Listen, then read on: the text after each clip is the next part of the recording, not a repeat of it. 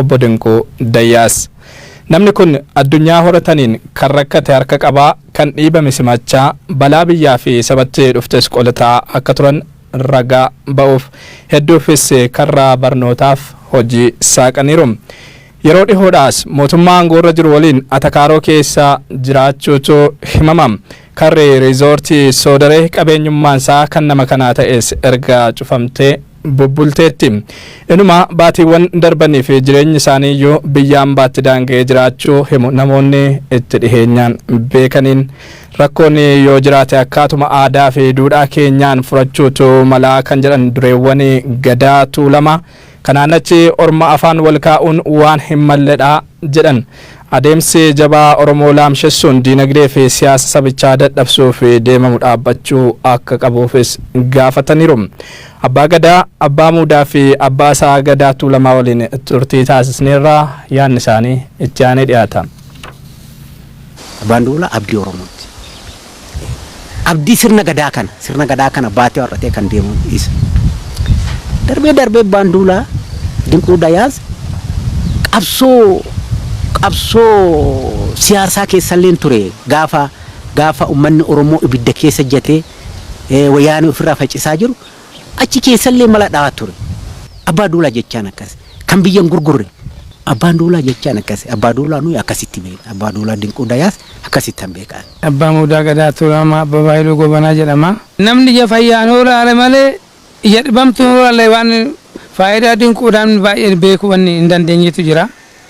Ogaalaalan waan siyaasa waan dhuunfaa ofiitii deemu fakkaata malee guutuu Oromooti bakka jiraatti bara beelli kunoo bara dabre kana keessatti konkolaataa isaatiin midhaan isaa fe'ee keessumaa karrayyuu kan horii nyaatu kan namni nyaatu baatee achi keessatti dafqa isaa dhangalaasee dhiiga jechuudha. Namni qarshii namaa kennu dhiiga ofii dhangalaasee uummata kana beela jalaa kan baasaa ba'e. Goota Oromoo qofa osoo hin ta'in goota biyya Itoophiyaati. Abbaa hiyyeessatti jennan Dinquu Dayyaas. Yeroo tokko maaltu jira? Mootummaan keenya kun namoota tokko ofirraa ari'a. Ofirraa gata. Fakkeenya waan masiifan fuudha. Barattoota barana yuunivarsiitii keessaa yaate. Barattoonni yuunivarsiitii keessaa yaate sun Abbaa Gadaatti dhufte. Abbaan Gadaa hojiirra kanneen maal goone Dinquutti kennine barattoota deeggaraa ture. Artistoota biyyaa ba'an qarshii maan ittiin ijaarratan hanga sanitti kennee kan qisaasamanii dhufan hamilee isaanii eegee nama biyyaa ba'e biyyatti galchaa ture sila ta'eef ani wannuma jiruun haasa'a malee Dinquun naa jaalatu ebilu naa jibbee dhetiimatu kan nama jaalachiisu Waaqa. Abbaa Gadaa Lataa Birraatan jedhama. Gadaa Tuulamaa keessatti abbaa diinagdee abbaa sa'aatan jedhama. Abbaan Duulaa Dinquu Dayyaas kana balleesse jedhee wannan argeen qabu sila balleessallee qabaatee itti meetan gorseetan daandiitti galcha malee wannan isa balaaleffadhullee hin qabu akka sirna Gadaatitti. Qabeenyi Dinquu qabeenya Oromiyaati. Siyaasni Dinquu sirna Gadaa keessatti qabu siyaasa Oromooti. Siyaasa sirna Gadaa Oromooti. Saba tokko gabroomsuuf saba tokko siyaasa isaa harkatti cabsuuf diinagdee isaa harkatti cabsuuf dura mootii cabsan. Nama qabeenya soosoosan harki duwwaan fuulan ibsu. Nama akkasiiti kan keessatti amma barbaadanii rukutaa jiran. Hamilee isaa cabsaa jiran. Gaafa jarriin adda dureen kun sammuun isaanii tuqame, diinagdeen isaanii tuqame, siyaasni isaanii tuqame. Kaduuba dhufu akkamitti uflaala. Miidiyaa alagaati irratti wal baasanii wannan taane dubbachuun safuudha kun. Safuu Oromoo keessatti eegama. Oromoon dura walillee lubbuu yaa baasu. Garmaleellee miidhaa walirraa naa gahu. Dura wal gaafata taa'ee bakka kami badiidha bakkee kana irraa deebi jedhee wal gaafata malee oduu waliin gaafanne miidiyaatti wal baasee wal diinumsee wal rukuchiisuun fi karaa badiititti wal ofoonanii akka kiyyatti hin barbaachisuun jedha. Ilma ayyaantuti yoo balleessalleen mee gorsaadhaa mee akkana godha adeeffadhaadhaa nuun jedha. Abbaa qaba, obboleessa qaba, lammii qaba. Kanaaf yoo inni balleessa nuun hin gorsine. Abbaan Duulaa barii qe'een isaatiillee abuuruu qabdi. Abuuruu sanillee wallaaleetti ijoolleen baagadaan horkatti cabsite. Abuuruu wallaale. Darba hiddii shaniiti asitti. Ciisa sangaa falqaati asitti. Laallibata fardaati asitti. Qe'een ibbaa duulaa kabaja qabdi.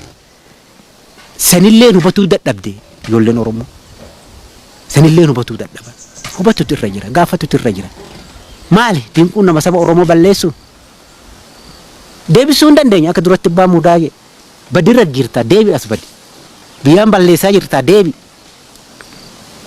Akkasoo goone malee ammalleen biyya bulchine hin dandeenya. Walambisuu sanyii wal dhoowwuudha. Kana dhaamsanii qabu nama kaan iyyuu nama guddataa jiru nama tattaafatee hojjechaa jiru faanaa deemanii inaaffi gaariin kana inaafanii akka isaatti hojjetanii argachuudha malee. Inni maal argate kana godhee jedhee maqaa nama xureessuun waaqa irrattis immoo cubbu. Beekaa abbaa qabeenya abbaa diinagdee hayyuu baadhutiin hin bahi garamiin baana jedhanii itti mari'atan malee akkanatti dhamaasu akkanatti suukanneessu akkanatti qabeenya ofii qabeenya Oromoo mancaasoo jecha abbootii qabeenya abbootii diinagdee ka Oromoo keessa jiru irratti aggaamin godhamaa jiru kun harka wayyaa jalaatiin Oromoo dadhabsiisu. Kun immoo hamma jallataan achi jirutti malee hin ta'u. Sabni Oromoo fudhatu kan hin beekas. Gara oduuwwan keenya itti aananitti wayitaa ceenu ammoo ajjeechaan godina Baalee aanaa Diinshootti dargaggoo Saadiq Haji Ibrahim irratti raawwatame qaamota nageenyaa mootummaatiin kan raawwatamedha jedhu abbaan obboleessii fi soddaan isaa OMN'f yaada kennaniin ilmi koo kan ajjeefame oromummaa isaatiin qofadha jedhu abbaan isaa Haji Ibrahim Hussein maatii Saadiq Ibrahim Hussein kan dubbise Dajanee Guutamaati. Maqaan keessan eenyu? Haji Ibrahim Hussein. Ani abbaa ta'a. Walumaa galatti maaltu ta'e sana nutti himamee bal'isaati. Amma wanni ta'e mucaan kiyya shifeeraa makiinaa qabaa makiinaa saniin osoo karaa deemaa jiru Diinshoo bakka Keellaa jedhamutti achi deebi'ee humni poolisaa Diinshoo qabanii birrii kenni jennaan birrii inni kennuu dhabnaan rasaasaan dhahanii duuban xiyyiitiidhaan gommaallee gara dhahanii eegan rasaasaan dhahaniitiin akkasitti narraa ajjeesan. Garuu garri mootummaa yookiin gara poolisiitiin wal dhabdee namoota lamaa gidduutti ta'een kan olmi keessan ajjeefamee jedhu kanarratti sin maal jedhu? Soban kanan soban ilmi kiyya nam tokkoon wal daa'ima xiqqaa guddaan aanaa Diinshoo godina akka Baaleetitti nam tokko wal dhaban qabu kana tooftaa itti waan jijjiirataniitiin akkana godhan malee namni rasaasa qabu namni biyya bulchu jala poolisa Diinshooti achi keessatti narraa rukutanii ajjeesan malee tooftaadha kun. Maaliif ilma keessan sinirraa ajjeesan isinitti fakkaata? Mucaa nama mara wajjin jira. Ilma Oromootti nama wajjin jira. Oromoo hunda gargaaraa kanaaf jecha wanni ajjeesaniif kana malee waan bira rakkoo biraa hin qabu mucaan. Ani uummata Oromootiin illee mucaan kiyya kun akkanatti osoo dalagate osoo xaaru uummataaf osoo xaaru bu'aa fi uummataaf illee osoo xaaru akkanatti rasaasaan narraa dhahanii halkan sa'a sagalitti narraa dhahanii ittiin narraa ajjeesan uummanni Oromoo bakka jirutti na haa beeku. Akka bilaashaatti inni du'e miin isaa akka bilaashaatti jigee xiyyiitiin nyaataniitiin mootummatu ajjeesisiise. Kana mootummaa ajjeesisiisee mootummaadha. Mootummaa tartu keessaa qaba. Kanaaf mootummaatti maal ergaa maalii qabdu mootummaadhaaf? Sababni ajjeesamee akka maal ta'e komii irraa qaba. Maaliif akka ajjeefame komii irraa qaba mootummaa. Obboleessaa fi soddaallee na bira jira kun obboleessaa fi soddaallee na bira jira irraa kun dhaga'uu hin dandeessan. Akkam jirtu? Akkam jirtu eenyu jedhu? Ani Suleyman Haji Ibrahim jedhama obboleessa isaati. Mee Suleyman Saadiq kamitti akka ajjeefame mee immoo ati waan nutti himtoo jiraate? Saadiqoon konkolaataa qabaa konkolaachisaan illee isuma Diinshoo keessatti halkan sa'aatii sagalitti rasaasaan rukutamee nu jalaa du'e.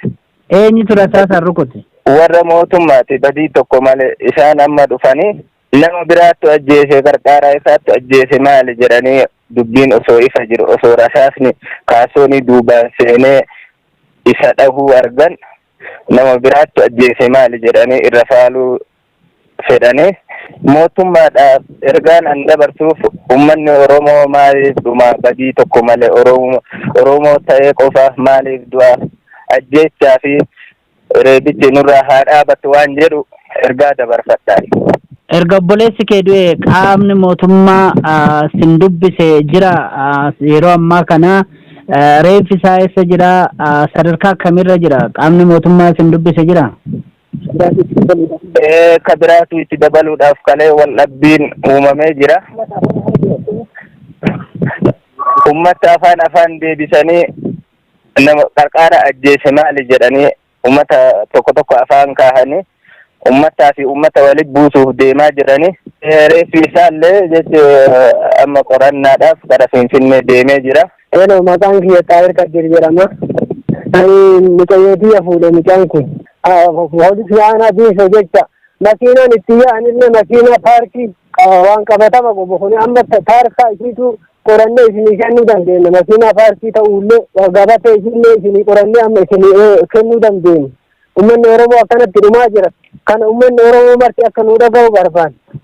Osoo wanni akkanatti har'aamiin bulchaan guddina dhufeetiin makiinaa bira gahee osoo akkamitti dhaamte jedhee makiinaan hin laalin jecha aanaan diishoo qabatu jedhee gargaaraa isaatti ajjeese jedhan guddisee nutti dhagahame. Kana uummanni Oromoo marti akka nu dhaga'u barbaanna gocha aanaa diishoo irratti garakamaa jiru kana uummanni Oromoo marti nu dhaga'ee akka nu balaaleffatamuu barbaanna. Nuyi dhimma keenya akka nu bahu barbaanna biyya gabaabaa keessatti. Dhimma kanarratti kan dubbifne itti gaafatamaan waajjira bulchiinsaa fi nageenyaa aanaa Diinshoo Obbo Muusaa Amaanoo ajjeechaa dargaggeessa kanaa eenyu akka raawwate wanti adda baafanne hin jiru jedhan.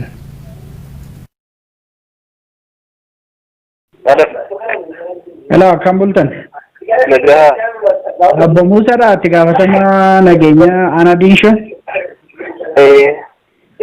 Inni irraan bilbiladha jedheen jedhama. Kaleessa du'a dargaggoo Saadiq ilaalchisee har'a maatii isaanii dubbifnee turre poolisii naannoo sanaatu nu jala ajjeesee wal dhabbee namoota gidduutti uumamee miti kan jedhu nu kennan maatiin gurbaa wareegame. Kanarratti yaada maal qabdu? Namoonni addaan baafne jiru basila. Kanallee naannoo kanan turre. Kan gara sa'a 5 galee. Addaan baasaa jira kaasee abbaa fedhallee ta'u qaama kamiyyuu ta'u qulqullaa'aa jira. Amma ammaatti dagaltanii waan ta'eef